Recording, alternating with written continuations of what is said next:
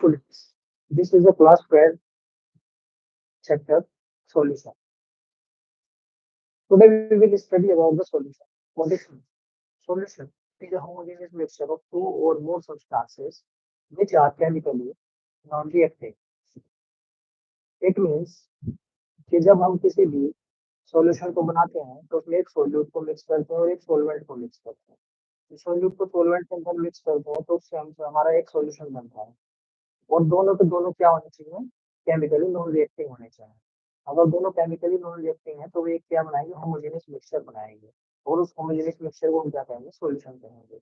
Solution के जो example है वो सॉलिड लिक्विड या लिक्विड लिक्विड या गैस गैस। अब हम बात करते हैं सोल्यूट। सोल्यूट क्या होता है? किसी भी सॉल्यूशन के अंदर जो मिनिमम अमाउंट में सोल्यूट प्रेजेंट होती है, जो मिनिमम अमाउंट में कोई कंपाउंड प्रेजेंट होता है उसको हम सोल्यूट कहते हैं। The substance present in smaller amount is called solute. ये वो सब्सटेंस जो स्मॉलर होता है सॉल्यूशन के अंदर उसको हम क्या कहते हैं, सोल्यूट कहते हैं। या हम कह सकते हैं कि जो सब्सटेंस किसी अदर सब्सटेंस में या कंपाउंड में डिसॉल्व हो जाता है उसको हम क्या कहते हैं, सोल्यूट कहते हैं, सॉल्वेंट। जो मैक्सिमम अमाउंट में किसी सॉल्यूशन के अंदर कंपाउंड प्रेजेंट होता है उसको सॉल्वेंट कहते हैं। इसकी डेफिनेशन क्या होगी? The substance present in larger amount in a solution is called solvent. कि वो सब्सटेंस जो किसी सॉल्यूशन के अंदर अमाउंट प्रेजेंट होता है उसको हम क्या कहते हैं, सॉल्वेंट कहते हैं। हम बात करते हैं बाइनरी सॉल्यूशन। बाइनरी सॉल्यूशंस क्या होते हैं कि जब हम किसी दो सॉल्यूशंस को मिक्स कर देते हैं तो हमारे पास एक बाइनरी, जैसे दो सॉल्यूशंस, इसकी डेफिनेशन क्या होती है, दो solution which contain two components are called binary solutions। कि वो सॉल्यूशन जिसके अंदर दो कंपोनेंट्स होते हैं हम क्या कहते हैं, बाइनरी सॉल्यूशंस कहते हैं। एग्जांपल के तौर पर हम कह सकते हैं सारे सॉल्यूशन बेंजीन है टोल्यूइन का सॉल्यूशन। तो बेंजीन एक अलग सॉल्वेंट हो गया और टोल्यूइन एक सॉल्वेंट अलग सॉल्वेंट हो गया, दोनों हमारे पास एक बाइनरी सॉल्यूशन बन जाएगा। हम बात करते हैं मिक्सिबल लिक्विड्स। मिक्सिबल लिक्विड्स क्या होते हैं कि जब हम किसी एक लिक्विड को किसी दूसरे लिक्विड के अंदर मिक्स करते हैं और वो उसके अंदर मिक्स हो जाता है, वेल मिक्स हो जाता है, तो उसको हम क्या कहते हैं, मिक्सिबल लिक्विड्स कहते हैं। ये एक होमोजेनियस मिक्सचर है। तो उसकी डेफिनेशन क्या होगी, those liquids which mix with each homogeneous mixture are called miscible liquids. Next बात करते हैं इमिजिबल लिक्विड्स की। इमिजिबल लिक्विड्स क्या होंगे, दो लिक्विड्स आपस में मिलाते हैं या मिक्स करते हैं वो इमिजिबल रहते हैं, वो मिक्स नहीं होते क्योंकि एक सेपरेट लेयर बन जाती है। वो liquids do not mix with each other are called immiscible liquids. जैसे आप बात कर सकते हो टोल्यूइन और वाटर की। टोल्यूइन को जब वाटर के साथ मिक्स किया जाता है तो उसमें एक लेयर बन जाती है, उसको हम कहते हैं इमिजिबल लिक्विड्स कहते हैं। हम बात करते हैं नॉइज क्या। जब हम दो मेटल को आपस में मिक्स करते हैं तो उससे एक अलॉय बनता है। जैसे आपने देखा होगा, बांस देखा होगा, पीतल देखा होगा, उससे एक अलॉय बन जाता है। Solid solution of the two और मोर मेटल, नॉन मेटल भी हो सकती है।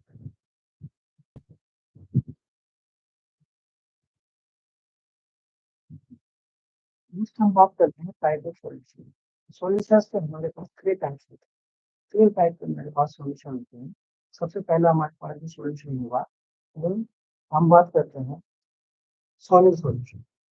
फिर उसके बाद करेंगे लिक्विड सॉल्यूशंस की, फिर इसके बाद बात करेंगे गैसेस सॉल्यूशंस की। सबसे पहले हम बात करते हैं सॉलिड सॉल्यूशंस की। जब भी हम सॉल्यूशंस को लिखते हैं तो उनके अंदर सबसे पहले हम बात करते हैं, अगर सॉलिड सॉल्यूशन की बात करते हैं तो सॉल्वेंट होगा।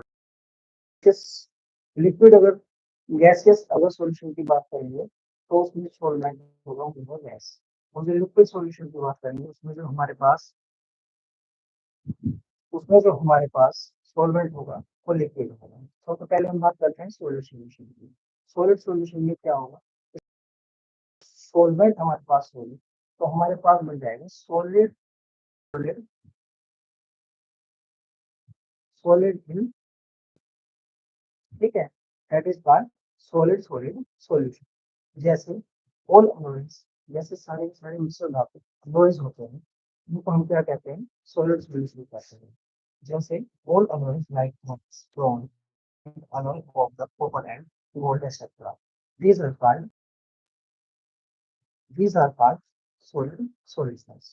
Second example is liquid and solid. Liquid solvent in which with solid solute in which with solid solvent. तो बन जाएगा liquid in solid, liquid in solid solution. जैसे हम बात करते हैं amalgam of mercury, amalgam of mercury with sodium metal. ये composition, ये पेंटाहाइड्रेट वाटर या फेरस सल्फेट 7H2O। ये हमारे पास जो एग्जांपल है लिक्विड सॉलिड सॉल्यूशन के एग्जांपल है। नाउ हम बात करते हैं गैस इन सॉलिड। गैस हमारे पास सॉलिड है और सॉलिड हमारे पास क्या है, सॉल्वेंट। तो उससे हमारे पास एक बन जाता है gas solid solution, gas in solid. जैसे solution in H2 in PD dissolve gases in minerals। तो उसको हम कह देंगे gas in liquid, gas in solid solution. Now हम बात करते हैं लिक्विड सॉल्यूशंस की। लिक्विड सॉल्यूशंस जो होते हैं स्टूडेंट्स क्या होते हैं, तो उसके अंदर जो सॉल्वेंट लिया जाता है वो लिक्विड लिया जाता है। जैसे हम बात करते हैं सॉलिड लिक्विड सॉल्यूशन की, लिक्विड लिक्विड सॉल्यूशन की और गैस लिक्विड सॉल्यूशन की। यहाँ पर आप देखो चेंजेस क्या हो रहा है, केवल सॉल्यूट चेंज हो रहा है और सॉल्वेंट जो है वो हमारे पास लिक्विड है। तो जैसे ही हम बात करते हैं कि सॉलिड को किसी लिक्विड के साथ मिक्स किया जाता है तो हमारे पास सॉलिड इन लिक्विड एक सॉल्यूशन बन जाता है, जैसे sugar solution, salt solution, iodine इन कार्बन टेट्राक्लोराइड। नेक्स्ट हम बात करते हैं liquid liquid solution. Liquid liquid अगर सॉल्यूशन की हम बात करें तो लिक्विड इन लिक्विड एक हमारे पास सॉल्यूशन मिल जाता है। इसी लिक्विड को नदर लिक्विड के अंदर मिक्स किया जाता है, benzene in toluene, alcohol in water, that is the liquid liquid solution.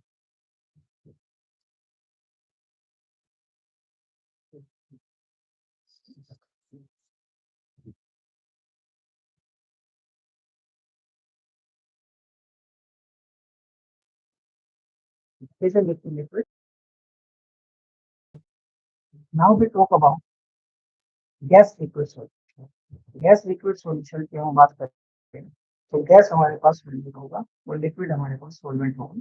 Gas को लिक्विड के अंदर डिसॉल्व किया जाएगा, हमारे पास बन जाएगा, जैसे आपने दोस्तों हमारे पास बन जाएगा गैस लिक्विड सॉल्यूशन। जैसे आपने दोस्तों देखा होगा कि कार्बन डाइऑक्साइड को वाटर के अंदर डिसॉल्व किया जाता है तो हमारे पास एक गैस इन लिक्विड सॉल्यूशन बन जाता है। जैसे अमोनिया हमारे पास क्या बन जाता है, गैस इन लिक्विड एक, जिसको हम लिक्विड सॉल्यूशंस कहते हैं। नेक्स्ट हम बात करते हैं स्टूडेंट्स गैसेस सॉल्यूशंस की।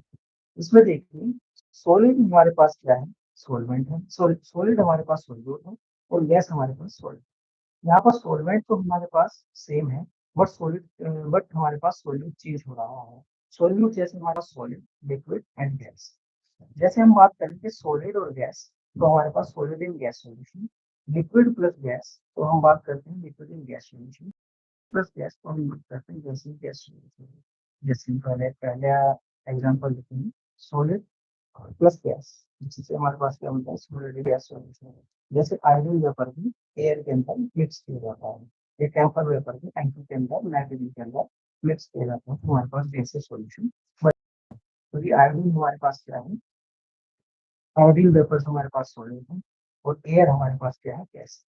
अब हम बात करते हैं लिक्विड और गैस की। लिक्विड को जब गैस के साथ मिक्स किया जाता है तो लिक्विड गैस सॉल्यूशन बनता है, लिक्विड इन गैस बनता है, जिससे हम क्या कहते हैं लिक्विड इन गैस सॉल्यूशन। जैसे एग्जांपल इसका वाटर वेपर सी है, CH3 वेपर सी, तो ये हमारे पास क्या बन गया एग्जांपल में gas solution. Gas plus gas जब गैस किसी गैस के साथ मिक्स किया जाता है तो गैस इन गैस एक सॉल्यूशन बन जाता है।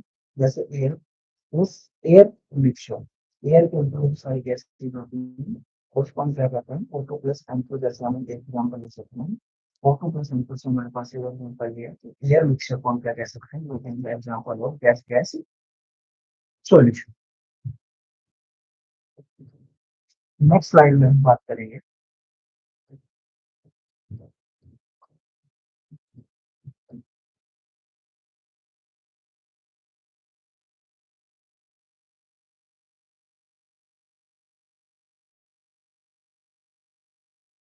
नेक्स्ट हमारे पास है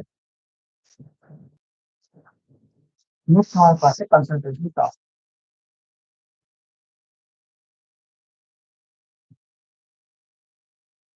नेक्स्ट हमारे पास है कंसंट्रेशन टास्क। तो अब हम बात करते हैं कंसंट्रेशन। कंसंट्रेशन का हम कैसे एक्सप्लेन कर सकते हैं कंसंट्रेशन को, हम समझ सकते हैं कि जैसे हमने कुछ वाटर लिया, 100 ml हमने वाटर लिया, 100 ml वाटर के अंदर हम थोड़ा सा शुगर को ऐड किया, मान लिया 5 ग्राम हमने शुगर को ऐड किया, तो उस टाइम पर उस कंसंट्रेशन कुछ ना कुछ तो होगा। फिर उसके बाद हमने उसमें 10 ग्राम को ऐड किया उसी सेम सॉल्वेंट क्वांटिटी, अब हमारे पास कंसंट्रेशन डिफरेंट हो गया। इसी तरह हमने 15 ग्राम किया, इसी तरह 20 ग्राम किया, इसी तरह हमने इसके अंदर different different amount of solute को डिसॉल्व किया फिक्स्ड अमाउंट ऑफ सॉल्वेंट। इससे हमारे पास कंसंट्रेशन क्या होती है, चेंज होती चली जाता है। तो हम कंसंट्रेशन की डेफिनेशन क्या कह सकते हैं, the maximum amount of solute, yeah, the amount of solute is dissolved in fixed amount of solvent is called concentration। और कंसंट्रेशन की जो यूनिट होती है वो होती है ग्राम पर लीटर। हम इसको 1 लीटर के अंदर में डिसॉल्व कर सकते हैं। तो सीधी सी बात है, हम कह सकते हैं number of grams of solute is dissolved per liter solution is called concentration। The unit of concentration is gram per liter। Now there are different concentration terms। Percent concentration means यहाँ पर परसेंट कंसेंट्रेशन से mean है कितने concentration को कितने percent में हम calculate कर रहे हैं, जैसे वेट बाई वेट परसेंट, जिसको हम क्या कह सकते हैं mass by mass percent, weight by volume percent, volume by volume percent. तो पहले हम डिस्कस करते हैं wait by wait percent concentration। Weight by weight concentration, it means weight of the solute in gram divided by weight of the solution in gram into 100। 100 लिया जाता है percentage के लिए।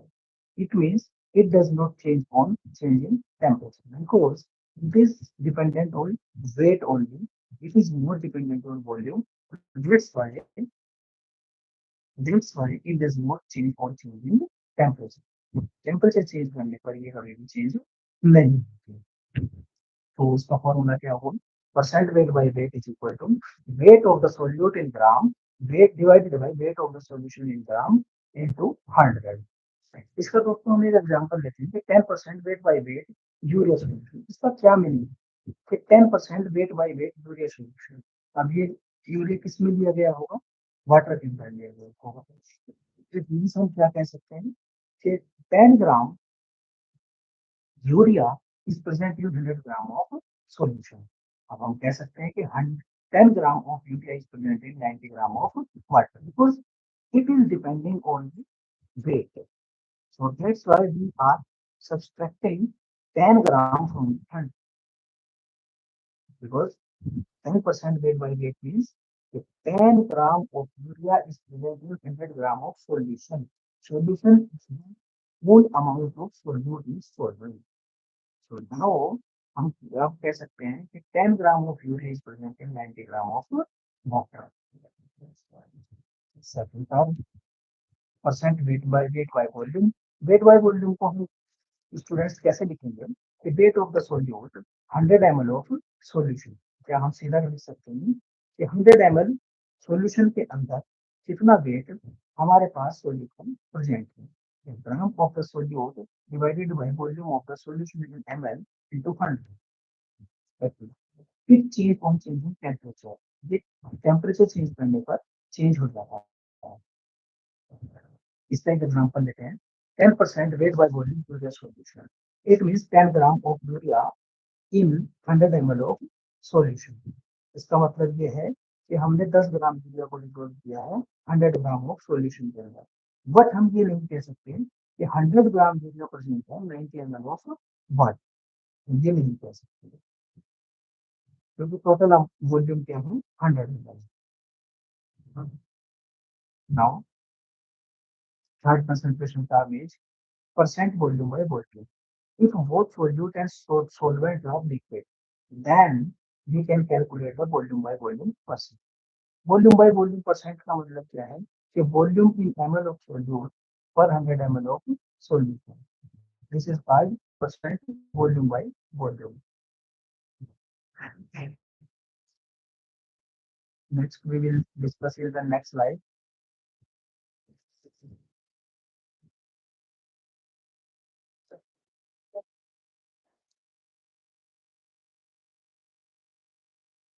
%10% volume by volume alcohol ethanol aqueous solution. It means ये equal होता है 10 ml of ethanol in 100 ml of solution. इसका मतलब हम ये नहीं कह सकते कि 10 ml of ethanol in 90 ml of water, नहीं, हम कहेंगे कि 10 ml of ethanol in 100 ml of solution. हम बात करते हैं स्ट्रेंथ ऑफ द सॉल्यूशन। दोस्तों बताया था कि कंसंट्रेशन क्या होती है, स्ट्रेंथ क्या होती है। in gram per liter 1000 ml of solution is called the strength of the solution. इसके ऊपर एक एग्जांपल है कि 10% weight by volume chloride solution, then specify X concentration in gram per liter। अब आप बात करिए कि हमने लिया है 10% वेट बाय वॉल्यूम और उसको चेंज करना है ग्राम पर लीटर में। 10% वेट बाय वॉल्यूम का मतलब है हमारे पास 10 ग्राम इन 100 ml 1000 ml 100 ml contain 10 gram, 1000 ml 100 gram। S is equal to, जब हम ग्राम पर लीटर में इसको करें तो वो ग्राम पर लीटर में जो अमाउंट आएगा वो आएगा 100 ग्राम।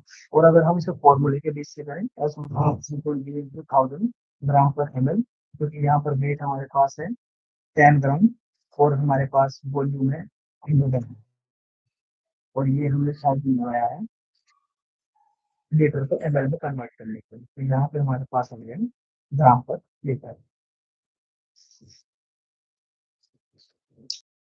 Next question is, we have 6% weight by weight with density 1.060 gram per ml and calculate its strength in gram per liter.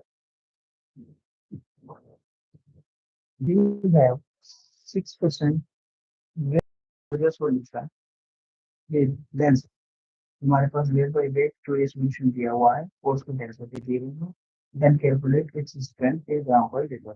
अब इसकी स्ट्रेंथ को ग्राम पर लीटर में हम कैलकुलेट कर लेंगे।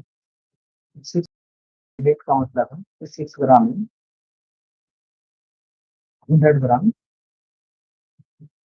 सॉल्यूशन, 6 ग्राम इन 100 ग्राम सॉल्यूशन, 6 ग्राम इन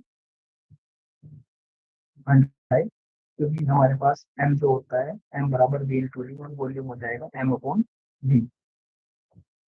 m हमारे पास दिया हुआ 100 ग्राम और d दी हुई है डेंसिटी 1.063, तो ये 6 ग्राम हो जाएगा। कितने ml में प्रेजेंट हो जाएगा, इतने ml के अंदर 6 ग्राम, तो 100 ml के अंदर कितना होगा, कितना होगा, ये हमारे पास कैलकुलेशन करके आ जाएगा 63.6 ग्राम पर लीटर।